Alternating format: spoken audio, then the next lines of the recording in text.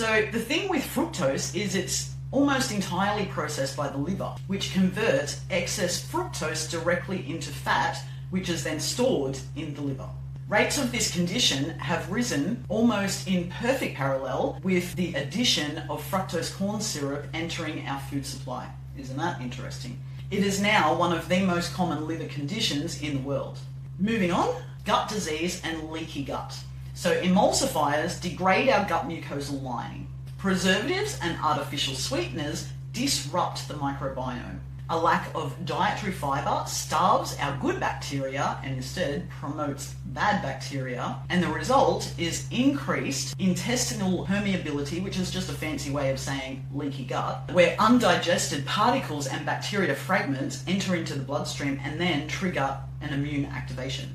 That immune activation brings us to autoimmune conditions. The autoimmune response is now strongly linked to the rise in conditions like Hashimoto's thyroiditis, rheumatoid arthritis, inflammatory bowel disease, Crohn's disease, and even type 1 diabetes.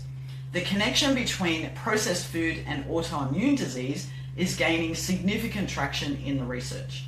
So the seventh might surprise you a little bit, depression and anxiety. 90% of the serotonin that is produced in our body is actually produced in our gut. So you can see here how a disrupted microbiome might actually interfere with how that particular neurotransmitter is produced in our gut, right?